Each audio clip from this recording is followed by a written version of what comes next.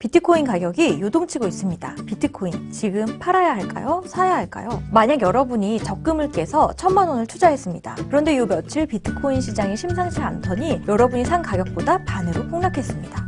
지금 팔면 500만 원이 손해인데요. 손해를 보고 팔아야 할까요? 아니면 다시 오르기를 기다려야 할까요? 이 경우 대부분의 사람들이 팔지 않는다고 대답했습니다. 그렇다면 다음의 경우는 어떨까요? 반값으로 떨어지긴 했지만 여러분은 비트코인이 오를 거라고 생각하고 팔지 않겠다라고 결심을 했습니다.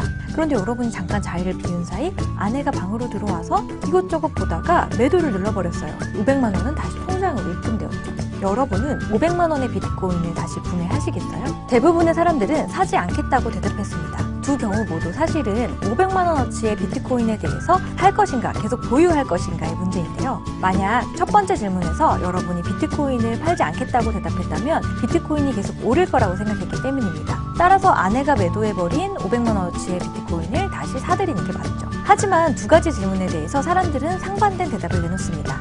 이것은 행동경제학에서 말하는 마음의 회계장부 때문입니다. 첫 번째 경우에서 사람들이 쉽게 팔지 못하는 이유는 매도 전에는 장부상 손실일 뿐이지만 매도 후에는 실질 손실이 되기 때문입니다. 사람들은 장부상 손실보다는 실질 손실을 더욱 크게 느끼기 때문에 이미 가지고 있는 상태에서는 쉽게 결정을 내릴 수가 없는 것이죠. 하지만 두 번째 질문에 대해서는 장부상 손실이라는 맥락이 제거되어 있기 때문에 의사결정이 다르게 나타날 수 있습니다. 사실상 판단해야 될 가치는 동일한데도 말이죠. 전통 경제학에서는 인간은 경제적 동물로 그려지고 있습니다. 하지만 실제의 의사결정에서 인간은 비합리적이고 비이성적인 경우가 훨씬 많습니다.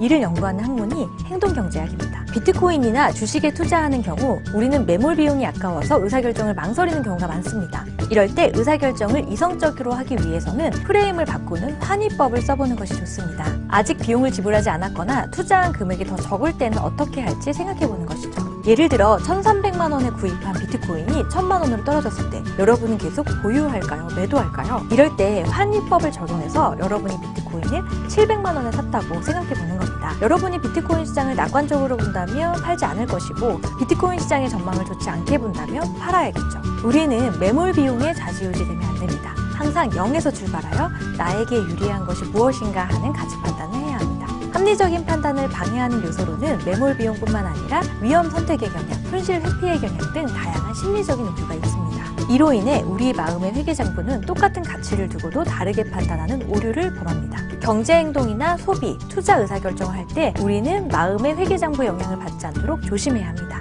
마음의 회계장부 간의 이동을 원활하게 하고 자신의 총 재산에 관심을 기울여야 합니다. 더 똑똑한 판단을 하고 싶다면 행동심리학을 이해해보는 건 어떠세요? 결정적 순간에 써먹는 선택의 기술입니다.